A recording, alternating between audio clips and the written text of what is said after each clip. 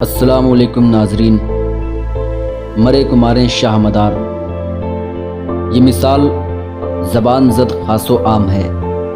اس سے مراد حضرت زندہ شاہ مدار رضی اللہ تعالیٰ عنہ کو یہ قدرت حاصل تھی کہ وہ کافر کو کفر سے نکال کر فنا کے مقام پر پہنچا دیتے تھے، اور جو صوفی مرتبہ فنا میں ہوتے تھے ان کو اس مقام سے نکال کر مرتبہ فنا الفنا میں پہنچا دیتے تھے، پھر اسی سے نکال کر بقا باللہ عطا فرما دیتے، پھر تانیات اور تانیات سے نکال کر لاتعین کے مقام پر فائز فرما دیتے۔